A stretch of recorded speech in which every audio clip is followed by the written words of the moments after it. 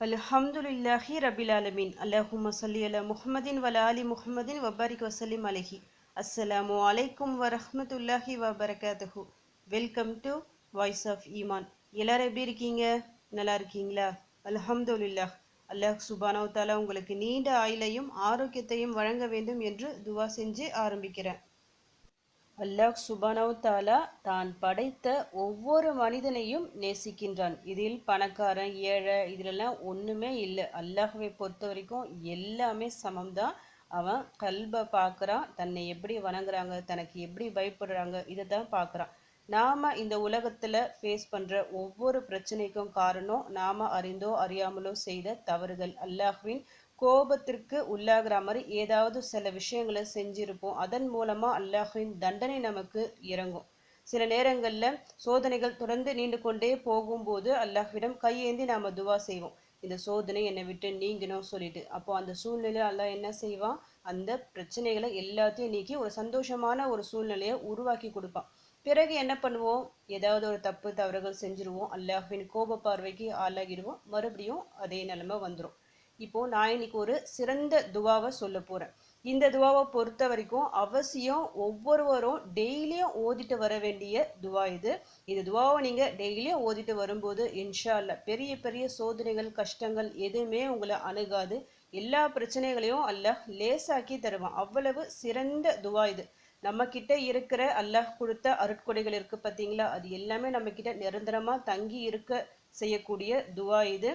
ஏதாவது பிரச்சனைகள், அதாவது வறுமை கடன் சொல்லிட்டு நிறைய கஷ்டங்கள் தொடர்ந்து கொண்டிருக்கும் போது இந்த துவாவை நீங்க தொடர்ந்து ஓதிக்கொண்டே வரணும். அப்படி ஓதிக்கொண்டே வரும்போது அல்லாஹின் அந்த கோப பார்வை நீங்கி உங்கள் மீது ஒரு கருணை இரக்கம் எல்லாமே அல்லாஹ் காமிப்பான். சீக்கிரமா உங்களுக்கு உதவி செய்வான். அவ்வளவு சிறந்த துவா இது. இப்போ அந்த துவாவை என்னன்னு நான் உங்களுக்கு ஓதி காமிக்கிறேன்.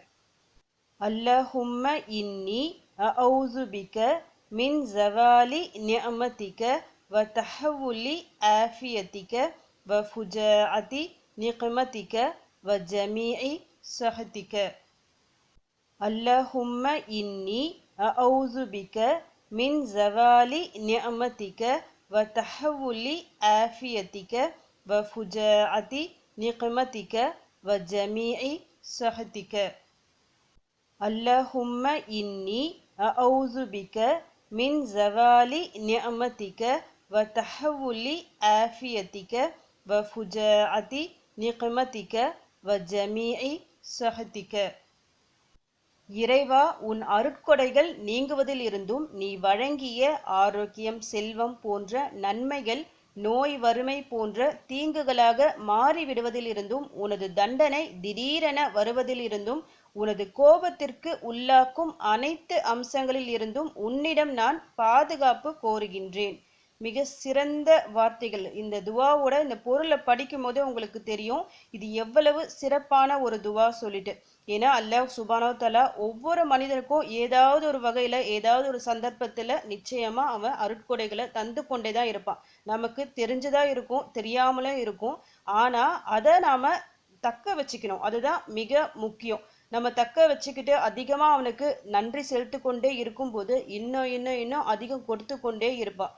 இதுவே அல்லாஹ்வை மறந்து நாம போயிட்டோம்னா அந்த எல்லா அருட்கொடைகளையும் நீக்கி நோய் துன்பம் கஷ்டம் வறுமை சொல்லிட்டு நம்மளுக்கு ரொம்ப ஒரு சோதனையான ஒரு காலமா ஆக்கிடுவான். இதுல இருந்து அல்லாஹ் நிச்சயமா நம்மை பாதுகாக்கணும். அதுக்காக தான் இந்த துவாவை நாம ஓதிட்டு வரணும். இப்போ அல்லாஹ்வின் கோப பார்வை என்பது ரொம்ப பெரிய ஒரு தண்டனை. அது நமக்கு முன் வாழ்ந்த பல சமூகம் அழிந்ததற்கு காரணம் அல்லாஹ்வின் கோப பார்வை தான். அதனால அல்லாஹ்வின் கோப பார்வை என்னைக்குமே நம்ம மேல நம்ம குடும்பத்து மேல பட்டுடக்கூடாது. அதுக்கேற்ற மாதிரி நம்ம அதிகமா தௌபா செஞ்சு கொண்டே இருக்கணும். நமக்கு தெரிஞ்ச சில விஷயங்கள் தவறா இருக்கும், பாவமா இருக்கும், அல்லாஹ்வின் கோபத்திற்கு ஆளாகும் செயல்களாக அது இருக்கும். அந்த நேரத்துல நாம தௌபா செய்வோம். சில விஷயங்கள் நமக்கே தெரியாம அது மாதிரி நடந்துரும். அதனால இந்த மாதிரி துவாக்களை கொண்டு நீங்க துவா செய்யும் போது நிச்சயமா அல்லாஹ்வின் அந்த கோப பார்வை நீங்கும்.